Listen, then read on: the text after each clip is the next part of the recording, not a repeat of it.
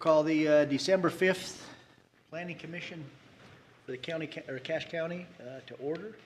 Thank you all for coming. We always like to have a good discussion in our meetings. We're going to start tonight with a opening remarks and a pledge led by Chris Sands.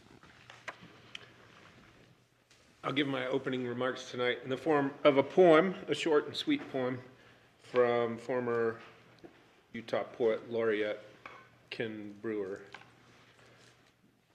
This is called For Bobby. Ours is the love of old horses in a field, head to tail, gently sweeping flies off each other's faces, our eyes half closed to the sun. We stand by a gate for the hay to come, or another cool rain.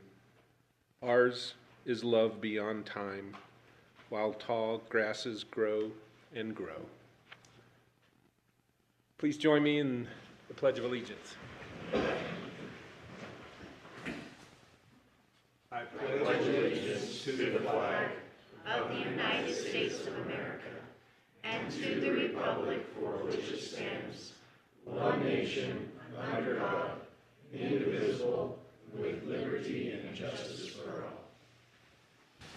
all. Thanks, Chris. Okay, any changes on the agenda?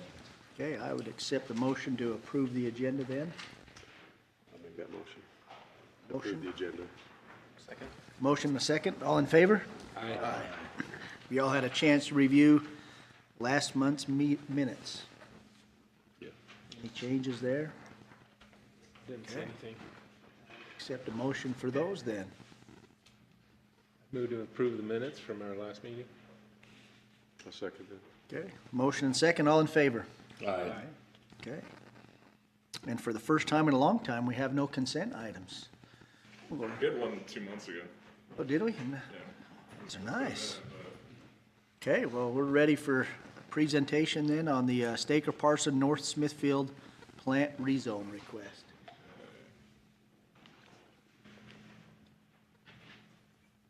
All right, so the Staker Parson North Smithfield plant rezone. So it's a request to add the mineral extraction and excavation overlay to 53.86 acres that are directly north of Smithfield. The parcels are legal. The use type would allow for mineral extraction and topsoil extraction. In the surrounding area, there's mineral extraction to the north and the east, and it's generally residential and agricultural towards the south and the west. General plan, it's currently not located in any declared future annexation area. According to the Cache County General Plan, it's located in the agricultural and ranching zone. The location of these are private agricultural landscapes in Cache Valley outside of municipalities, example areas most of the valley.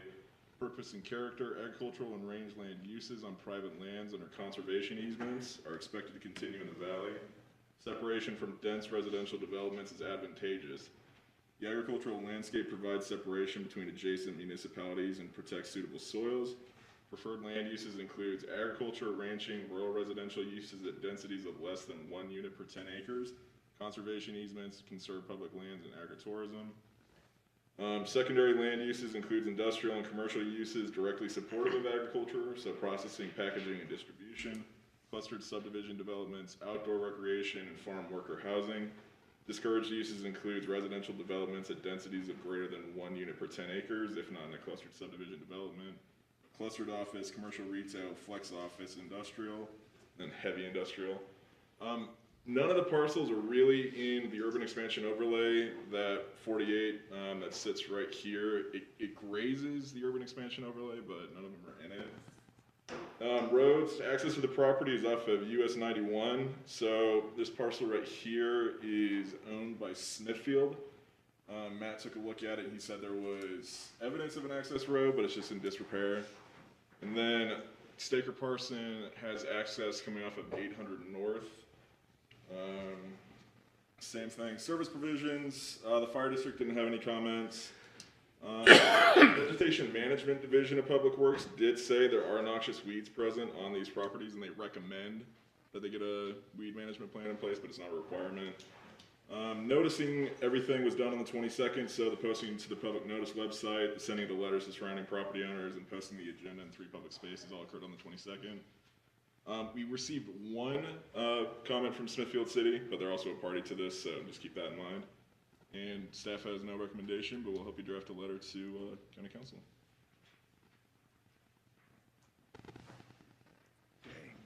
Any questions for Connor before we open the public hearing? I'd move to open the public hearing. Right on time. Second that. Got a motion and a second to open the public hearing. All in favor? Aye. Okay, is there anyone here that would like to speak for or against this rezone? Okay, seeing none, I would accept a motion to close the public hearing. Mr. Chairman, I move that we close the public hearing. Second it. Motion and second, all in favor? Aye. Okay. Commissioners, what would you like to do? We've got two potential conclusions there at the end, or options. Basically bringing parcels into compliance with the use that's happening. Yeah. Because I assume where this one's the size it is, they're already a permitted. Yeah, it was like a 1970s Yeah. business like that, so it's been working for a while. So I would recommend, the only thing, if we do approve it, that we add one conclusion on there about a noxious weed management plan. Because that is, with gravel pits, that does tend to be an issue. We spread them all over the valley. And there's a few weeds the county's working on that if they're only there, we want to keep them there and get them eradicated while we can. Yep. We all gotta be working on that, so that's good. So that would likely occur at the CEP, right? Getting that actually in place. Yeah, That's what we could require. yeah, we could put it there, yeah.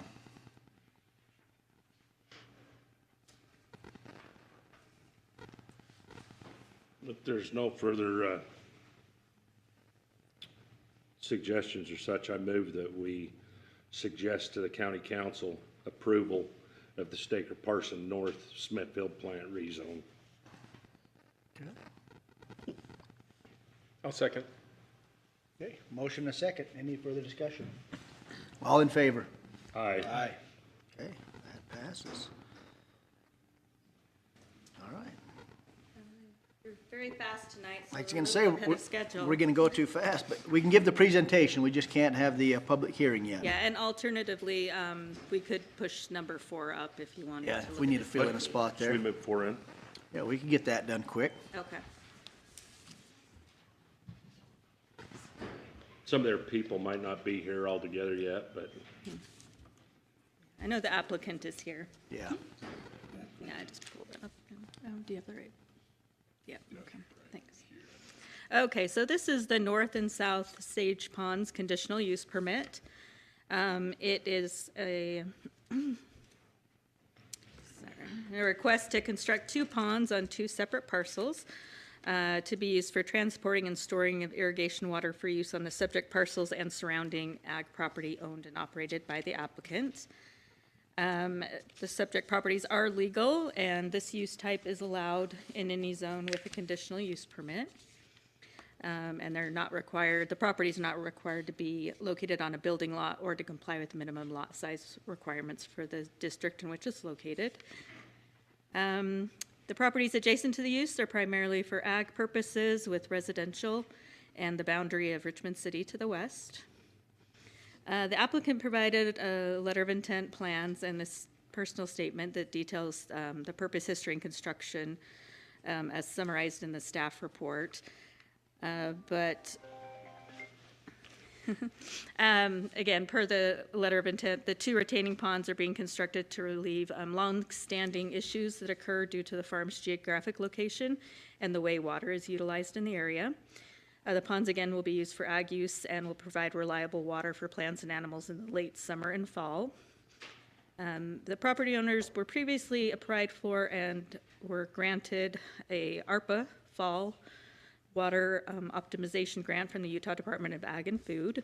The stated goal of the grant is to reduce agricultural consumptive water use while maintaining or improving ag production and profitability. It'll also provide increased operating flexibility for the ag water users moving forward. So as I mentioned, they were awarded a grant in the sum of $230,000. Per the application and grant approval, well, just in the application itself, I should say, they noted that no water is being removed from downstream users as part of this project. They will store water during the irrigation season that runs from April 1st to November 1st each year. Because in April, of course, there are sufficient flows to allow to fill up those reservoirs, where in the later spring or later summer and fall, the water's not as plentiful. The applicant additionally stated that the retaining ponds will provide a balance for the consistent water flow, dictated by that instead of the growing season. The ponds will also provide control by diverting water off of the natural creek into the ponds. And then they also stated another couple of benefits are, a source of fire suppression in case, and again, just stormwater or flooding issues that may happen in the spring. They'll be able to capture that runoff so it doesn't affect other properties in Richmond or unincorporated county. So construction on the North Sage Pond has started. The county became aware of the project after a complaint was made to the code enforcement officer. The complaint included concerns that the property might be large enough to be considered a dam, and if it had not been properly permitted, it could pose flooding issues to Richmond City in the event of a breach. So our code enforcement contacted UDAF and met with officials on site in October to look at the North Pond. The UDAF officials were initially concerned based on the pictures provided that the scope of the project had exceeded what was approved by them. But after visiting the site and looking at it, they confirmed that it does meet what they approved. So it doesn't meet that threshold for a dam and doesn't need to go through those additional permitting requirements. The award agreement for the grant included language that the applicant was responsible for obtaining all other required permits, and a CUP is required for this permit. So that's what we're doing now, is coming back and getting those permitted. So again, the North Sage Pond, which is under construction, you can kind of see it in this image up above here, on parcel 986-7, will have an 18 acre-feet storage capacity and is fed by the Cherry Creek lateral of the Richmond Irrigation Company. The South Sage Pond on parcel 8218,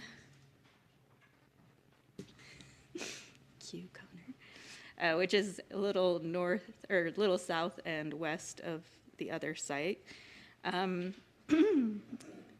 will be fed from City Creek, from the Cherry Creek lateral, but also from the City Creek and Skyline irrigation companies, and it will have a 15 acre-foot storage capacity.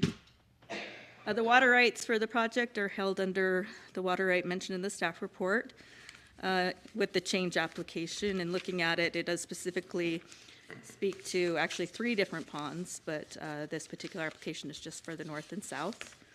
But it looks to contain all of the water rights necessary and approvals for the storage of the property. It includes both the applicant, Skyline Irrigation Company, and Richmond Irrigation and Power as part of the water rights that are included in here. And as part of the UDAF grant application that is attached as part of the staff report, a professor at university provided the calculations for all the cut and fill amounts for the water storage. So there are engineered plans. One of the conditions of approval from Public Works is just that those plans are provided for the county engineer to review and confirm. And then also part of this construction obviously requires significant cuts and fills to construct the ponds. But the extraction and fill for this specific project will occur on both properties, and they might need to move some fill from one property to the other, vice versa. But that is going to be allowed and will not rise to the level of a mineral extraction so long as it's not sold commercially and as used on either one of the sites for constructing the pond. Other than that, again, it complies with the code as long as it's approved with the CUP. Again, we're defining it as use type utility facility distribution for water, wastewater transmission line. It is accessed off of a couple different county roads. One is in an unimproved road, and another is minor local. So they're kind of located between 9800 North and 9400 North along 12th, was that east? 12th, or 1600 East, excuse me. So whether not doing any actual development, the planning, or the Public Works Department is requiring that they'll need 12-foot all-weather surface access to the ponds, and any deterioration or destruction of the existing roads will need to be improved after the work is done. So with that, and Public Works, they also will be requiring road dedications on those roads, but no improvements beyond what's damaged as part of the construction activities. And with that, we did send out notices, have not received any comments, written or verbal, regarding it. And we have recommended approval based on the 4 conditions and then the conditions from the Public Works Department about the 11 conditions they have. So with that, that concludes my report. If you have any questions. Any commission or questions for Angie? I have a couple. Okay. So I went up, looked at the project. I've been aware of it going on. But a couple questions I have based on our conditions. As I went through, I think the applicant did an excellent job providing details of the permit, or well, the process that they went through, the application process through the NRCS, through all the, I know that's pretty rigorous application process. Yeah, and I think they'd applied a few years and. Say that one more time. I think they'd applied multiple times and had been denied, so yeah, this was The one thing though that I have a question of in relation to the county requirements, under the conditions, I think it's number 4, where, well, the first number 4, where the material excavation. So in order to build these facilities and build them correctly so that they retain water, you have to have clay and other materials, but the material on site there is obviously not conducive to being used for that. So I know there's concern with what do they do with all the extra material if they can't, whether they bring a load of clay in, take a load of that out. I'm just wondering how strict that really has to be, because they're also limited. I mean, if they start filling low areas, then they restrict other drainage, potential drainages, or there's just not a lot of place to go with it, so. Yeah, I think the concern and the reason that was in there is just to turn into, some other uses that we have in the valley. But I think there could be some flexibility, especially if, storing extra fill on the sites, or excavated material would cause, problems with the site grading and all of that and drainage.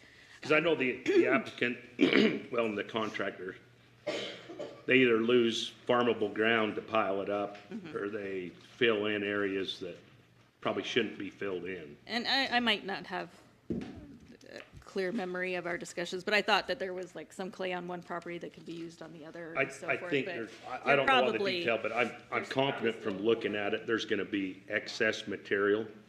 And so with that said, I don't know, if we can allow, Yeah, and I think as long as it's not being sold for commercial purposes like we put in here, that'll be fine. And there is a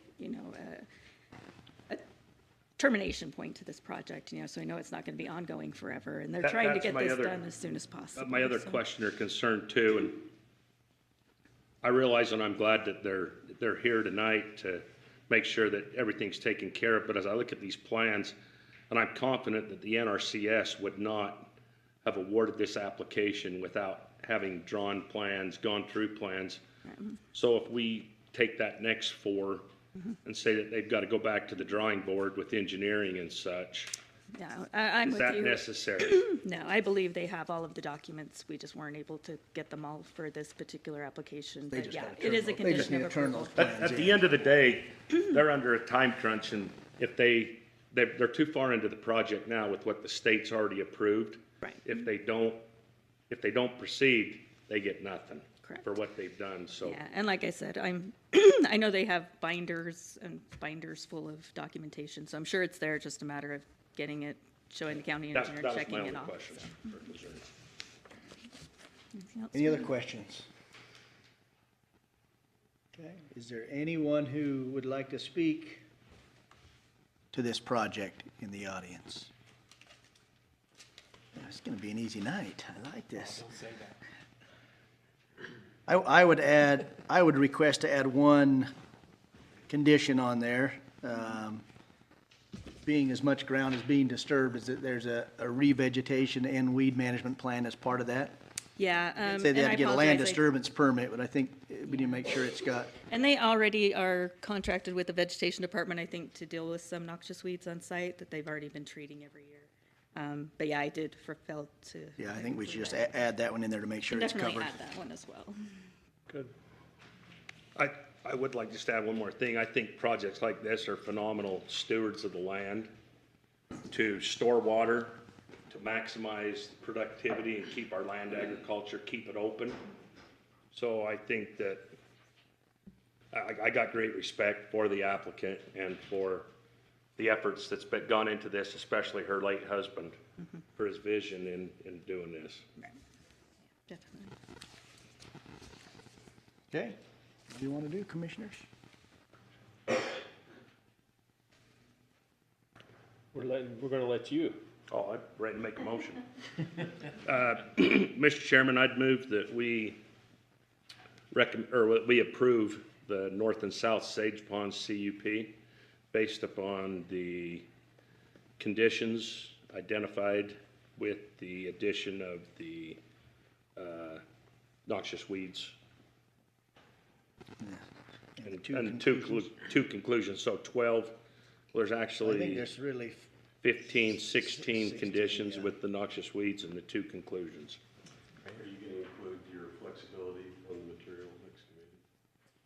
So could we get that in writing then, that there's, as long as there's communication between the county and the applicant on that, the second number 4, no, the first number 4, and then Sorry also about the numbering. communication on the second number 4, that due to the plans that have already been drawn and drafted and the reviews that have gone through there, that we're okay with that. Yep. Okay, thank you. I'd second with those changes. okay, any further discussion? All in favor? Aye. Aye. Okay, Thank you. now we can go Right on time. back to number 2. Right on time. Okay. Alrighty, so this is the Rick Champlin rezone. It's a request to rezone 29.5 acres from the agricultural zone to the rural 2 zone. Should the rezone request be approved, the maximum number of potential lots will be 14, whereas the current maximum potential is 3. The parcels are legal. This rezone would allow for the establishment of uses in the RU2 zone. These uses include single-family dwelling, foster home, accessory apartment, accessory/agricultural structures, home-based business, seasonal cabin, residential living facilities, home-based kennel, bed and breakfast inn, public uses, religious meeting house, utility facility distribution, utility facility service, agricultural production, farm stand, boarding facility, and site grading. The parcels to the north and the west are primarily used for agriculture, while parcels to the south and the east are a mix of agricultural and residential. The nearest RU2 parcel is located 2/5 of a mile away. And there's a couple other RU2 zones that are about half a mile to a mile and a half away. General plan, so it's not located in any declared future annexation area. According to the Cache County General Plan, it's not located in the urban expansion overlay, and it's located in the agriculture and ranching zone. Location, private agricultural landscapes in the Cache Valley outside of municipalities. Example areas include most of the valley. Purpose and character, agriculture and rangeland uses on private lands and their conservation easements are expected to continue in the valley. Separation from dense residential developments is advantageous. The agricultural landscape provides separation between adjacent municipalities and protects suitable soils. Preferred land uses include agriculture, ranching, rural residential uses at densities of less than 1 unit per 10 acres, conservation easements, and conserved public lands and agritourism. Secondary land uses include industrial and commercial uses directly supportive of agriculture, so processing, packaging, and distribution. Clustered subdivision developments, outdoor recreation, and farm worker housing. Discouraged uses include residential developments at densities of greater than 1 unit per 10 acres, if not a clustered subdivision development, commercial office, commercial retail, flex office / industrial, and heavy industrial. Roads, primary access is off 6200 North and 1200 West. Both are classified as major local. Both service agricultural and residential lands. Both are maintained year-round by the county. Both are considered acceptable as travel lanes, right-of-way material. Both are considered substandard as to paved shoulder, gravel shoulder, and clear zone. And both currently have a minimum driveway spacing of 10 feet and a minimum driveway spacing of 10 feet and a minimum street spacing of 300 feet. The fire district had no comments in regards to this application. The posting of the public notice to the public notice website, the sending the letters to the surrounding property owners, and posting the agenda in 3 public spaces all occurred on the 22nd. We have received 4 public comments, and staff has no recommendation, but we'll help you draft a letter to county council. Okay, any questions for Connor? Mr. Chairman, do we get them other comments? I know there was one in there from, They should be in the folder by now. There should be 4 of them. It's item 2. I think you have a separate folder for public comment. Yeah. two. Okay, any other questions? If not, I would accept a motion to open the public hearing. Make a motion to open the public hearing. Do I have a second? I'll second. Motion, a second, all in favor? Aye. Okay. Is there anyone that would like to speak to this item? Okay, you've got, how many people would like to speak to this one? Okay. You got 2 minutes each. Come on up. You got to come up to the microphone, state your name, and then you can Feel free give to us your keep coming comments. so you're Yeah. in line. My name's Rick Champlin. I'm the applicant. I've owned this property for a little over a year now. We do a lot of 55 and older developments throughout the valley, and that was kind of my intent when I purchased it, but it seems like that's not something that's in the near future here. So I just wanted to develop it into these larger lots. So at the most 14, but probably kind of 10 or 12 is kind of what I'm thinking if we were to get the rezone, and try and do something that's just as nice as any of our other developments, even though it's kind of a different type of product than we normally do. But yeah, just definitely, we always work with the neighbors and everybody makes sure we do everything correctly and up to code. And if we got it approved, we would definitely do a nice development there. So. Next up. He's starting his timer. Thad's going to be on to make sure he gets his. Start my timer. Perfect. My name's Thad Erickson. For about 15 years, I was a part-time employee for Cache County, less than 20 hours a week, and we had a water policy advisory board. And most of the members of that water board have passed on now. I'm 86, so I wanted to have something to say before I pass on. Anyway, I got a notice very late to this, and I spent pretty much a week trying to find out if some of the things we did as the Water Policy Advisory Board have taken hold.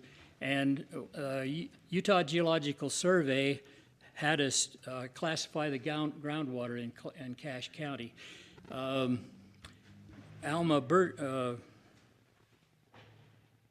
Burgess has taken the data in 2 publications in 2002, 2003, and 2007. And this is something that really needs to be looked at by county government. I contacted a man at the DEQ, and he is very supportive. At present, there are studies such as we did 20 years ago in Washington County that they've been able to defend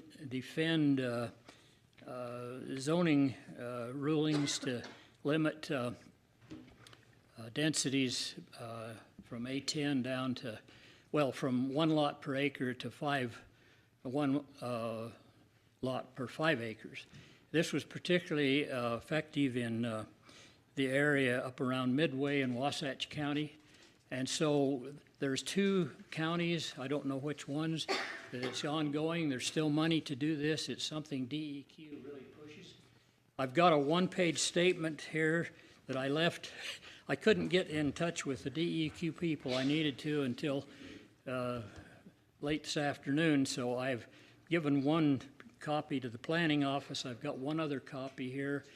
I'll leave it, and I think I've gone over my 2 minutes already, but would anyone like, Nathan, would you like to have a copy? Yeah, I think if Connor's got a copy, he'll probably attach it and Okay. email it out to all of I'm us. sorry, my computer wouldn't let me attach something. That's all right. I would have sent it in by email. But anyway, I'm in support of my neighbors. The protection of the water in the trout farm is a big thing, and maybe Leland Barker might want to say something about that. But anyway, I think things need to be delayed and give time to consider some of these important things that have fallen through the crack. Thanks, Thad. Yeah, as he stated, I'm Leland Barker, and I own the trout farm that is south and southwest of this property.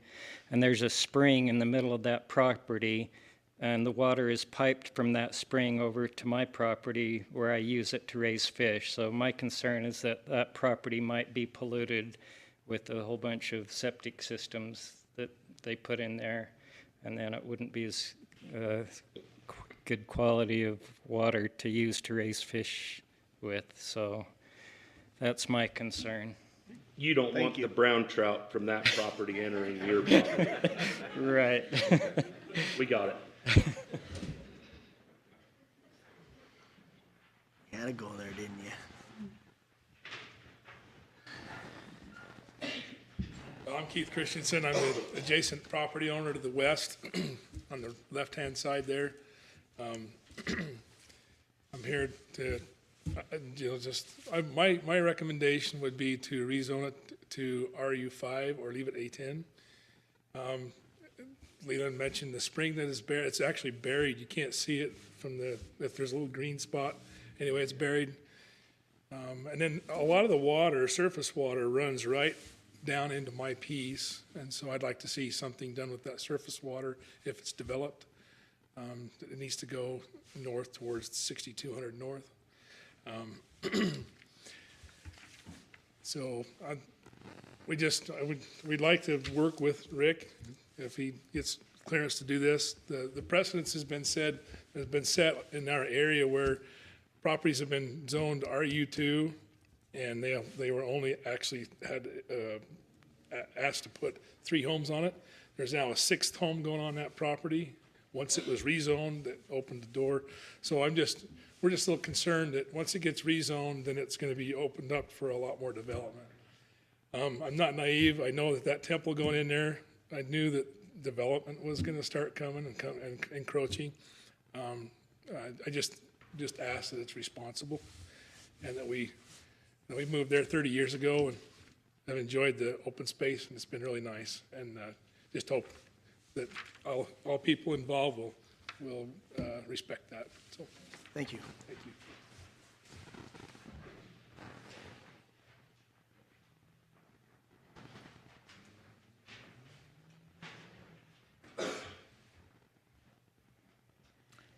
I live south. Will you state your name? Jean Hansen. Thank you. I live south of the development, but we're used to tractors on our road, and now we have a lot of cars. But there's three things. The roads are not good for it, and as you know, a county truck tipped over about 3-4 years ago. The road gave out, and he fell into a ditch.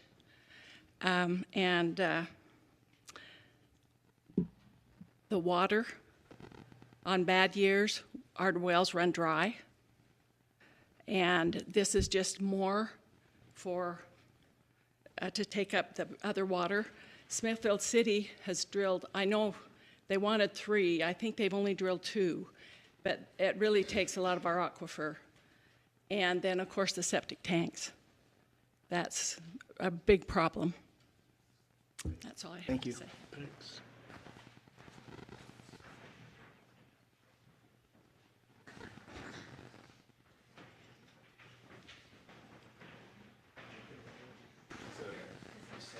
Yeah, I got it. Yeah, Alma's is, So Alma and Cheryl Burgess. Hey. So we are really concerned about all of the development that's going on. It's already been alluded to. You approved a RU2, 3 homes, now becomes 6. Our family owns 39 acres, just really close by, and we are constantly being approached by developers asking my parents, my family to sell to them. It's really a concern that so much RU2 is going into where it used to be A10. And it's really disappearing quickly. It's already been alluded to. You put a septic tank, a home can only have 1 septic tank per home. So if there's 14 homes, there's going to be 14 septic tanks. It's going to go into that spring. It's going to go into all of our drinking water, and it's going to go into a livelihood for the fish farm, and it's going to pollute that. We just really have some concerns about things that are going on. The roads are not adequate. The roads are so narrow. Just recently, somebody ran off the road and ran into a very deep ditch. They were okay, but there still is that concern. The stormwater, Keith mentioned that, the groundwater running down into his area. I just can't, it's just really a concern with the roads, the septic tank, putting that many homes. We all moved there for the rural atmosphere, and agriculture is disappearing in our valley. Thank you. I know with the 2 minutes that we've been given combined, there's not time to read over this, but I'm... You each get 2, so you're separate. Oh, You're separate okay. people. Well, thank you. I mean, if you all could take the time to read this before you vote, I would really, really appreciate it. The developers, no offense to you, really want this land. We have been approached, I cannot even tell you how many times, because we have that 39 acres right across the street from the temple. And we are just like in the field east of where this is going to go. And yeah, it's a problem. It's a really big problem. We don't want to be incorporated into the city. We know if we were that there would be a lot more development going on. But we are very, very concerned. So I'm going to ask you to read numbers 1 through 10 on page 1 and 2, and I'm just going to jump for my time to what we're requesting, okay? We request that the DEQ, Department of Environmental Quality study, be conducted to allow for the many septic tanks and wells in this consolidated area before this is considered or approved or denied. We request that the prior septic tank density study referred to by THAD be evaluated before this and other proposed developments in Cache County are approved or denied. And there's a link there to the PDF. We request that the county set a requirement, and I know this is hard because this is out of you guys are planning and zoning, not with wells, but that's the problem. There's a disconnect between where we zone and the water usage. So all of us standing up here and talking about the water usage is out of your realm, and we know that. But why can't we figure out a system, well, I'm preaching to the choir, that connects it or that has cause and effect? We request, again, not sure that this would impact you guys, we request that the county set a requirement for any new wells in the area, because there's so many, to be drilled lower than the current 120 feet location of the current aquifer in the area, because as mentioned, Forester Acres has 2 big tanks that pull on the water. It makes the wells pull dirt in our area, and you put that many more wells for that many more homes, we're gonna have more dirt. And so if you make them go to the next aquifer, which is approximately 300 feet down, it's going to help a lot of us. It's going to cost more money for Chaplain Homes, but we're all on about 120 feet down. And that's where Smithfield City's pulling to. And that's why the wells are going dry. So my parents' home has been there since the 1800s. We have to drill a brand new well on their property. They used to have 2 artisan flowing wells. They don't flow anymore. In fact, the well goes dry in the summer. We've had to take water next door to my parents' home in containers, the orange containers this big, where they used to have 2 flowing wells. I believe the Christiansons, don't you have flowing wells right now? You will lose it when those homes go in, I promise, because we are living it. And we're just across the street, east. We request that the additional consideration be given, for preserving A10 zoning. We request that this area not be reduced further than RU5. I think your 2 minutes, Mike. Thanks. I've got one more. We've got those letters, so we'll read all that. My last one I would like to say before I sit down, thank you, is that whether you approve an A10, an RU5, or even the RU2, that the developer not be permitted to cluster those homes. That they are kept to the standard of 1 home per that acreage without ag remainders, so that with the intention of coming in later to build even more homes. Because that's what we're seeing more and more. We'll rezone it as RU2. They put 6 homes really close together. They tell the homes. Time's up. Thank you. Yeah, thank you. Anyone else? Okay. Oh, we do have one more.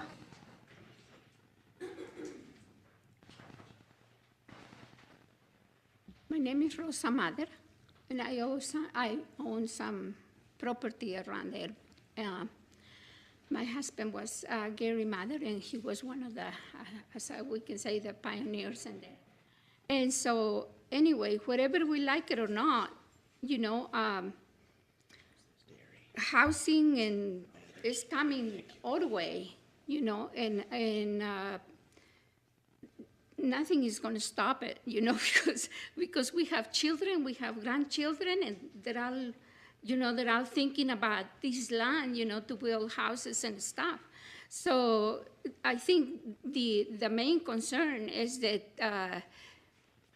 like she was saying, to make sure that we get enough water for everybody, that we have enough water for all the people that are building in there. And that's my only concern, but, whether we like it or not, construction is coming our way, and we're just gonna have to, figure it out how to embrace it and how to, live with it. Yep. Thank you.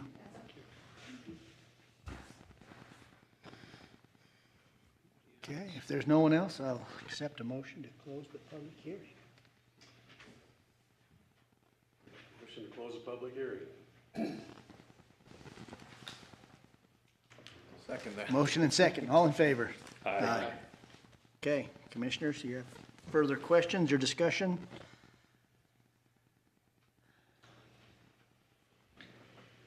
For me, looking at the map, if you look at where the other RU2s were approved, right, they fit what the RU2s for the county talk about, right? They border Smithfield city boundaries. And that's typically where we have seen RU2s be approved and be recommended for approval. And then the next zone out is RU5s. This one may someday touch Smithfield City if they really do annex to what their future annexation map is, but at least for me, it's not there yet, so. Yeah, In there's too our many U2, concerns yeah, with water, they brought up, don't have a complete plan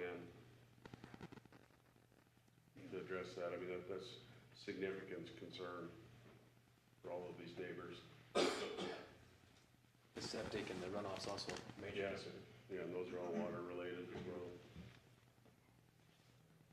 So, just Mr. Champlin's defense, I observed his developments and used to work in construction and know that they do a phenomenal job. And this isn't saying that they're not doing a good job. It's strictly that this location, some of you alluded to that there's been some RU2s approved in the area, and yes, there was. But they started out and there was a certain developer that kind of figured out the deal, and he kind of rode that horse hard. And then it come to a complete halt, and it almost destroyed RU2s altogether. But since that time, we've come to an agreement working, and even with this potential being 14, I don't think even since we kind of come back to working with RU2s again that we've approved much more than 3 or 4 at a time, if it fit. And so, as much as they do an awesome job, the water being a huge, huge concern in that area, I don't feel that this is a place for that at this time. Yeah, the comments I was gonna make is similar to Nate's, just in terms of the adjacency and why we felt more comfortable approving those RU2s. They were adjacent to the city boundaries, at least at those meetings, you know, there was conversations with Smithfield City, and they just didn't want to, you know, annex those lands at that time.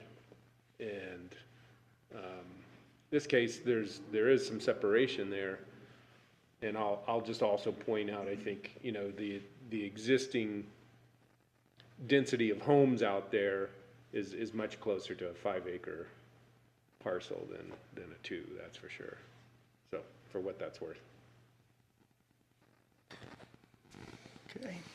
And I will say, for the one that had the recommendations, yeah, like you said, most of those we don't have any control over, right? They're different divisions in the state or the county, most of them state. But not to say we don't interact with those groups and have some input. We do have interactions with the local water district that does have a lot of studies going on and stuff with groundwater and supply with those. But ultimately, the well spacing, the well depth is all determined by Division of Water Rights. So while there are some issues there, this commission has very little control over most of those, and we can't require those studies, right? We can try to work with those divisions and get some of them done, which we're trying to do, but we can't certainly require those of a landowner to do that. But we do try to do the best we can in our limited time on the commission. So, but thank you for all your comments. Okay, anything else, Commissioners? Discussion, you're ready for motion? Yeah, if no one has any other questions, I'm ready for a motion. I would recommend we select option 1, we deny the rezone request, following conditions. Number 1, subject property is potentially not consistent with the Cache County General Plan. Okay, so that's a recommended denial to the county council. Okay, do I have a second? I'll second that. Motion and a second. Any further discussion? All in favor? Aye. Okay. Thank you. Worth pointing out, it'll go to the county council now. Yep. So, It's not, yep, we're still. plan for that accordingly. We do appreciate everybody's attendance here tonight. If you're welcome to stay for the next one, or if your boat sailed, you're welcome to.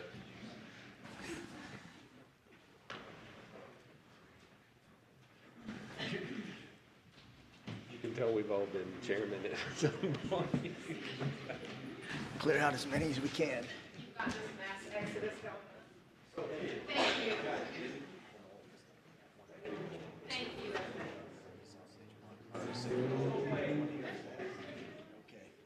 I would think so.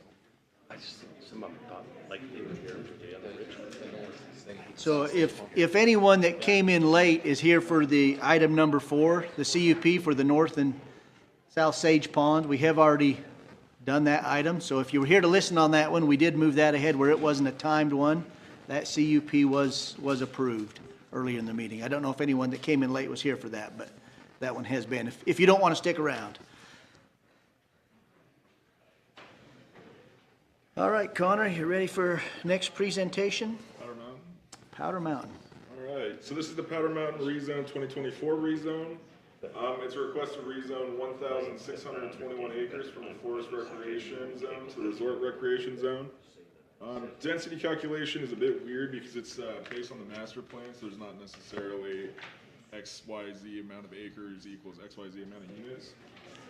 Parcel legality, it's a bit weird in the sense that there's only 2 legal parcels, so 1615-6 and 1616-4.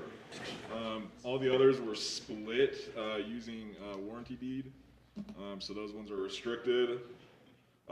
This rezone would allow the establishment of uses in the resort recreation zone. These include single-family dwelling, foster home, accessory apartment, home-based business, residential living facilities, commercial business, home-based kennel, general vehicle repair, medical services / facilities, human care services, resort, transient lodging, restaurant, mobile food truck, religious meeting house, farm stand, and boarding facility.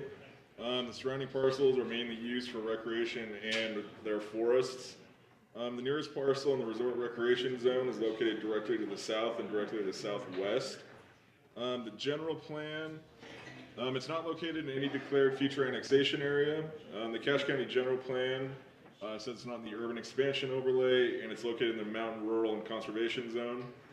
So location, majority of privately owned mountain and foothill areas. Example areas include the FR40 zone that is not public land. Purpose and character, forestry, recreation, multiple resource uses on private lands. Forestry and recreation land uses are expected to continue. Maintaining the environmental quality of steep slopes, canyons, and forests with minimal residential development. Development conserves watershed resources and improves resiliency from wildfire, geological, and flood hazards. Preferred land uses includes forestry, agriculture, conservation easements, and conserved public lands. Watershed protection, hazard mitigation, outdoor recreation, and tourism. Secondary land uses include seasonal residential housing at 1 unit per 40 acres, clustered subdivision developments, resorts, recreational businesses, and public institutions. Discouraged uses includes residential development at a density greater than 1 unit per 40 acres, industrial and commercial office, commercial retail, and heavy industrial. A full road review wasn't done for this request, but it can be evaluated as a future development. Service provisions, the fire district didn't necessarily have any comment on it directly, but they were working with Weber County doing a mutual aid agreement, so that's kind of where that's at with that. Noticing the posting the notice to the public notice website, sending of letters to surrounding property owners, and posting the agenda in 3 public spaces all occurred on the 22nd. We have not received any public comments, and staff has no recommendation, but we will help you draft a letter to County Council. Okay, thanks, Connor. And then Powder Mountain's going to do a quick presentation. Oh, okay. Context. Hey, Connor, before we do that, do you know you or Angie? I don't know if she's still here, but she's over there. Sorry. How's the parcel legality going to be handled? Is that just part of the future work? So, yes, there's a lot of moving parts, but we had a meeting prior to the Planning Commission to discuss that. But what they submitted yesterday was a subdivision. But it's actually, they're just combining lots. Yeah. So we're still. Combining parcels. Yeah, Yes. Parcels, yes, sorry, words matter. Combining parcels, so our basic initial review is that they started with like 7 or 8 parcels, 9. The special warranty deed split it into like 16, and then they're combining all of the rezone properties that are subject to the rezone into 1 parcel. And so we're going to end up with the same or less, it looks like, of parcels that were originally there to begin with. Okay. So I think it's going to take care of itself just through combining some of the parcels that were split Makes in sense. late September. Okay, thank you. Sorry. Ready? Thank you. Brooke Hantz for Powder Mountain. We have a brief presentation that hopefully will explain how we got here and what our request is. We can go to the first slide. So why rezone? The request to rezone for this property in the project is unique to this site because of the RR zone, which differs slightly from, we actually had 2 other rezones this evening, but it's a slightly different planning process for Cache County. This rezone request is different because the over 3,580 acres, we're going to get to the slide in a second, were zoned as resort recreation way back in 2001, 2002, prior to the submittal of a master plan CUP. And so the way that the code read then and the way that it actually states now, the land uses that correspond to the desired uses on site and align with the RR zone are supposed to be zoned RR, so the zoning and the master plan area are one and the same. It's not necessarily required to have the rezoned area match the project boundaries. However, it's required to have the land use, obviously, by zoning designated, those uses match within the areas that they're occurring. For Powder Mountain, the majority of the master plan uses, and more specifically, the development permit proposed within the master plan, occurs within the 3,580 acres, which is already zoned RR. Only the land that's been recently acquired this past September, the approximately 1,600 acres is zoned FR40, and that's the portion that's proposed to be rezoned to match the RR of the 3,580. I call attention to this because it should be made clear we intend to continue the master plan CUP on the majority of the property. And what happened was when we first met with staff in the springtime of this year, the discussions with staff at the county, we determined together that the best way to move forward with the project was to apply for the rezone to RR for the land that we're mainly using right now for recreation and resort uses, so that we brought the plan all together under one zone and one plan. The 4 main reasons for rezoning, though, in summary, are stated on the slide. The original intent and ongoing plan to have zoning and master plan match, to have current and historic activities and uses on the land more clearly supported by zoning, to establish another layer of review with the master plan encompassing the entire property, and then lastly, to meet the goals of the 2023 plan. So tonight, you've already talked about other zones because we are currently the only RR zone in the county. It's a little bit unusual then to talk about. And so the land, the 1,620 plus acres that we're looking to rezone from, the forest recreation zone, has specific uses that actually do allow, if you read the end of the sentence there, this is copied and pasted from your code, the outdoor recreation component. However, the RR zone, which was created back in the early 2000s to address what the county saw at that time as a need for better and more definitive resort zoning, and to allow for the uses already in existence to expand to future uses, it takes that recreation component and it expands it to describe resort recreation activities further. Don't mind the next slide. So the uses, Connor reviewed those in his staff report. What I thought was really interesting is that when you look at the uses in the code of what's allowed, and this is also from your code, we just only compared FR40 to RR, so those are the only 2 uses on the slide. The blue highlighted are the handful, well, it's like more than 2 handfuls, but of uses that the RR zone allows, and the FR40, the current zoning, either doesn't allow or has a specific requirement in order to achieve. But there happen to be 3 uses that are highlighted in green that are allowed in FR40 that are not allowed in RR. For example, slaughterhouse. That wasn't going to be a use that was active on site, but I did want to mention that those 3 uses would go away. All of the other uses in the county that aren't on this slide either are allowed to the same extent in both zones or not allowed to the same extent in both zones. So where's the rezone?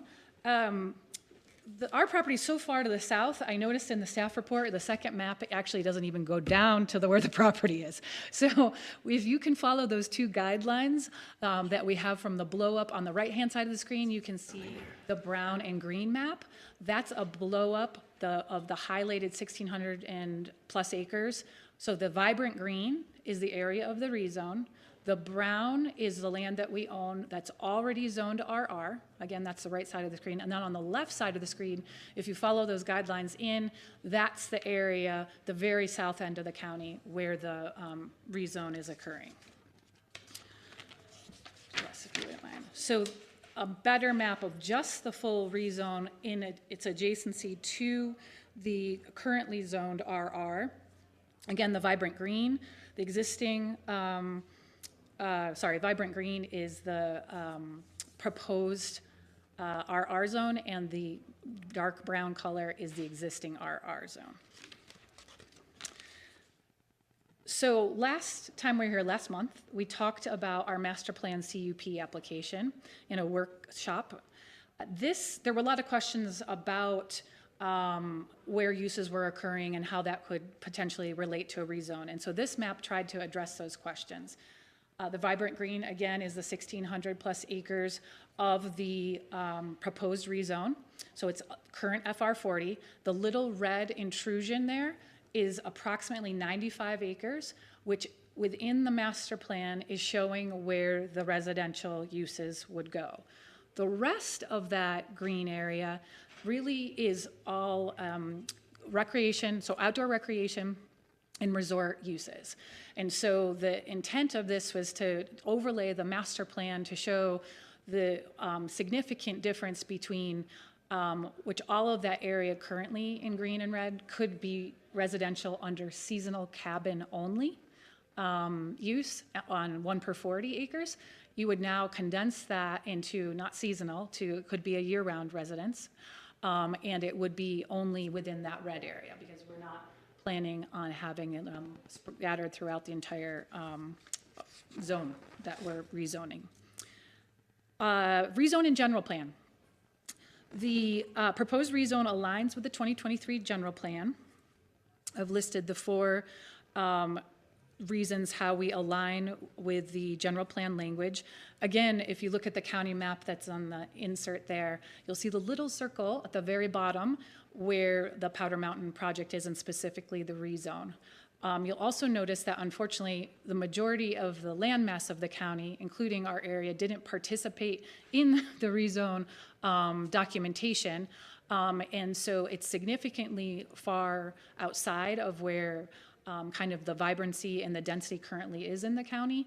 But it does meet, if you look at number 1, the outdoor recreation and tourism as a preferred land use. And then number 4, the secondary land use as listed in the general plan. Cluster subdivisions, resorts, and recreation businesses allowed within our zone and proposed within current master plan. That's what we've proposed in front of you. So to try to put all these pieces together, the master plan we have applied for is 5,200, and I think it's actually 80 acres, but let's say 5,200 acres total. That's the little map in the center. The current RR zone, which is the brown on the right that you've seen before, is already zoned at 3,580 acres. And then the current FR40 that we've asked for the rezone for tonight is 1,620 acres. This you saw in November. We actually, as Angie mentioned, was able to meet with staff earlier today. We're marching towards that June potential window for us to be able to do construction.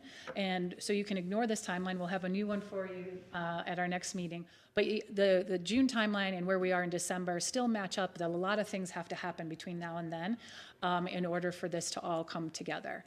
And so we feel really confident about the materials and the being able to be in front of you. And we are aligned on the rezone application and hopefully can receive, if you're going to go to the last slide, a positive recommendation from the Planning Commission to go to the County Council with. In researching previous rezones that you had approved, we noted that there were specific items that you made findings on. So those are on the screen that we tried to replicate in terms of how this project does meet the requirements of rezoning in Cache County. First of all, the location of the subject property adjacent to existing RR zoned land, and it's compatible with the purpose, obviously, of the RR zone. This site, number 2, has a history of outdoor recreation and resort use. Number 3, the subject property has year-round road access only from Weber County. Want to highlight that, within land already zoned RR, and this access would be expanded to support the master plan CUP.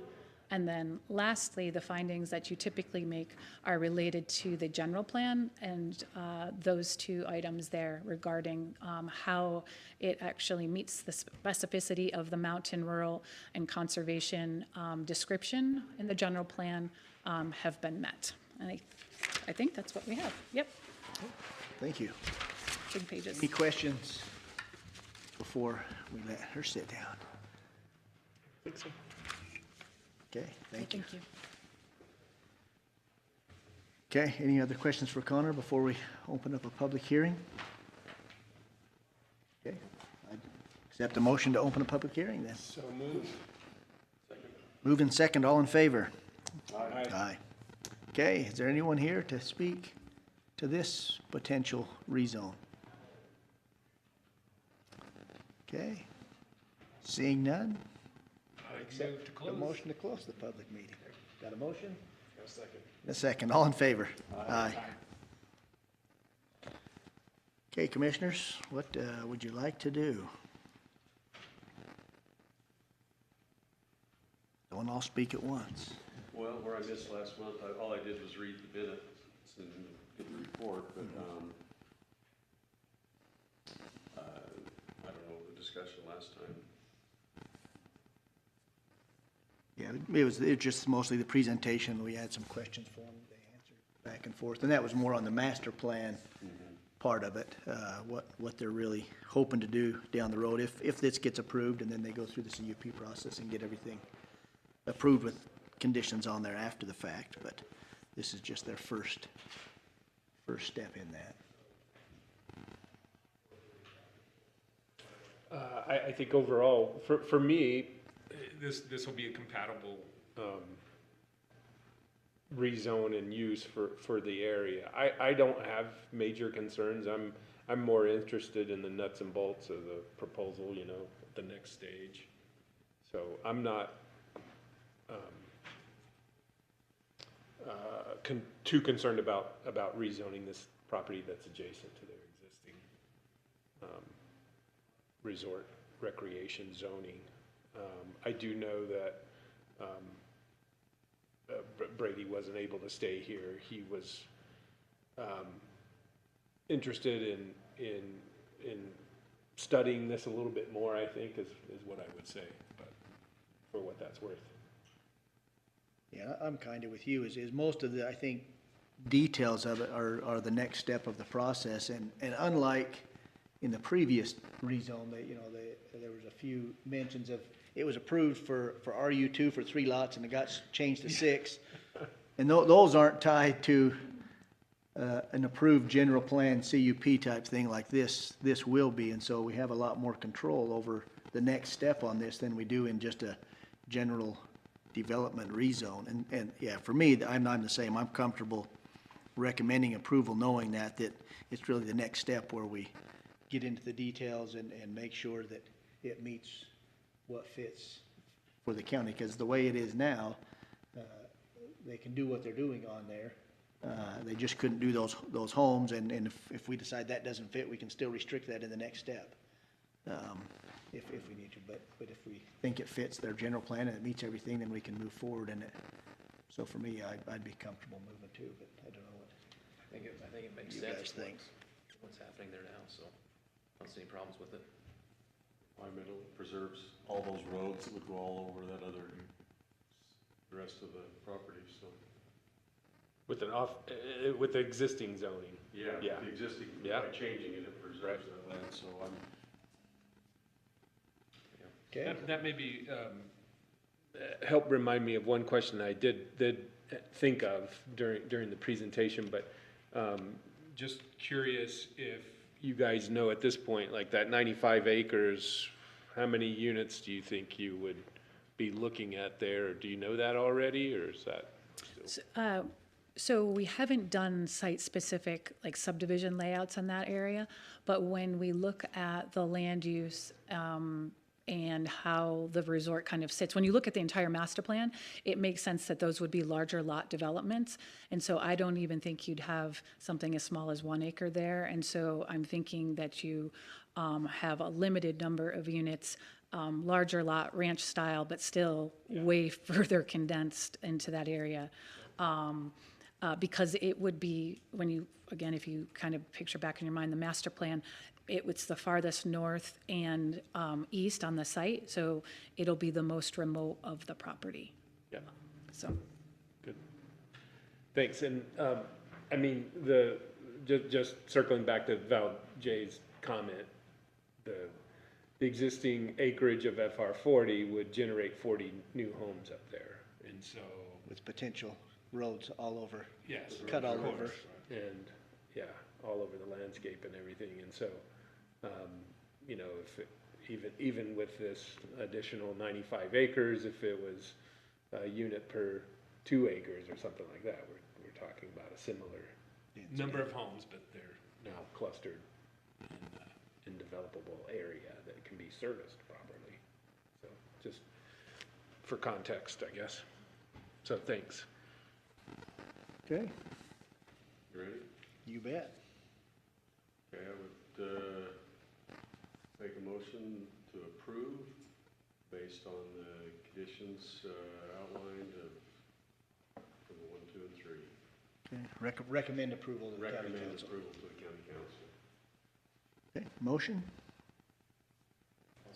In a second. Any further discussion? All in favor? All right. Good luck on your next steps. We'll see you back here, potentially, I guess I should say. Is it okay if we don't stay for the training? Yep. It's okay if you don't stay for the training, but I'd like you to leave recommendations for who you think the new chair should be. The ones that aren't here. And it can be the ones that aren't here. And I guess that way Brady left. Yeah.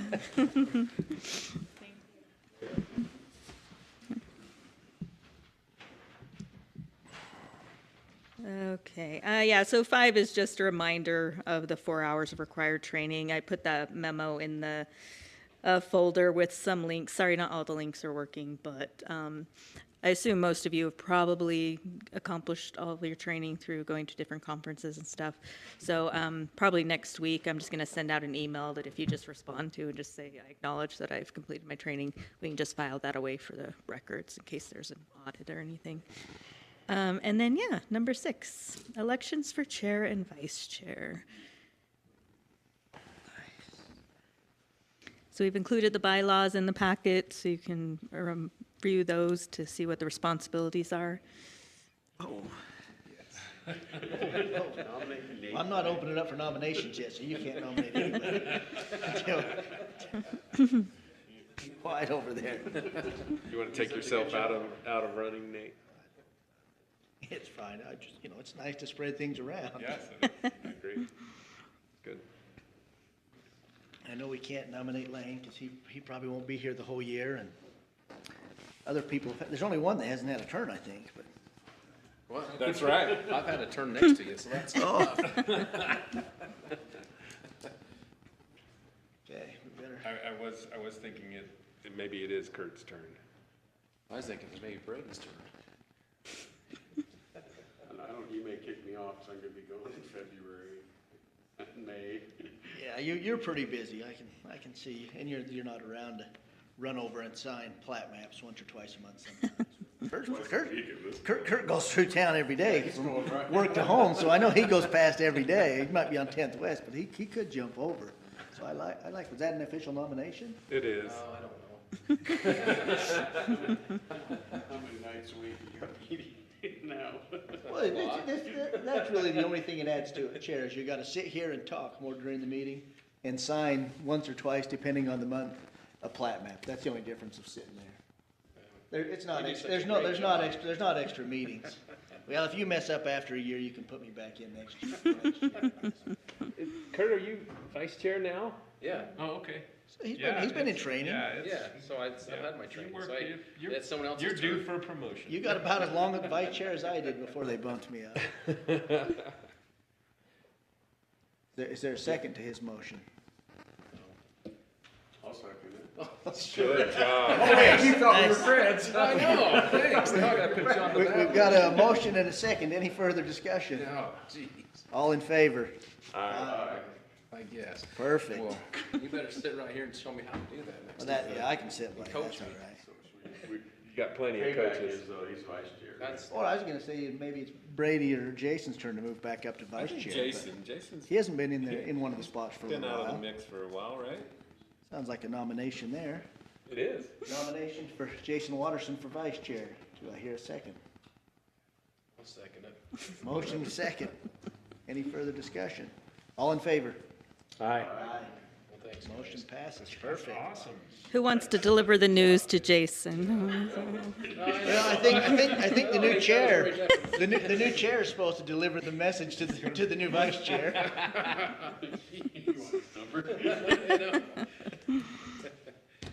That's how you run a meeting, Okay, Kurt. how Get does, us out of how does here, next quarter month till look? 7. Angie? It looks a little lighter. I think we just have a subdivision amendment, a rezone that's part of getting the zoning into compliance with the general plan. So that might be a bigger one. And then I'll try to bring back like the code amendments that you had discussed previously with the code enforcement and short-term rentals. So yeah, we're not quite sure what it looks like yet, but yeah, it's fleshing out. But and then yeah, It's bumped a week, right? it is. So it's January 9th. And then, yeah, just to let you know, we are working to do a joint workshop on the Powder Mountain Master Plan with County Council. And so we're tentatively looking at the January 14th date on that. So that would be the first council meeting. Wanting to workshop the master Well, plan? I guess or- I can run one Yeah. more. Well, no, vice The chair, master that's- plan. vice chair, we're not here. Yeah, per the code, the rezone has to occur technically before they submit the master plan, so we're just kind of layering it. But yeah, it'll be more a discussion of the master plan itself, so.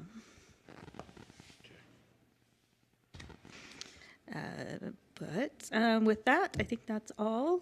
As you know, our development services director has left, but Dirk Anderson is the interim currently. So if you have any concerns or questions, you can contact him. He wasn't able to be here tonight, but yeah, so. It's always an exciting time in development Sheriff services. instead. Yeah, no, there was. They were coming for the meeting. There was a concern that there might be an unhappy citizen in the audience, but we just wanted to Apparently they neutralize that. Apparently they didn't come. Or you They didn't- did not that I saw. Maybe they got him before he came in the building and saved us. Yeah, exactly. So, but yeah, so we do really appreciate that the sheriff did come out. Dirk did request them, and yeah, they were very easy to work with them, and they showed right up on time, and it was great. So Tried to give him. I know there's so many sandwiches. So yeah, I think we all tried. So yeah, but Donuts, I heard. Well, that was the wrong thing. It was sandwiches, not donuts. Oh, that could be. Okay, well, if there are no objections, we will adjourn. It's on the record, you know. That was Chris Sands. Jay said Chris that. Sands.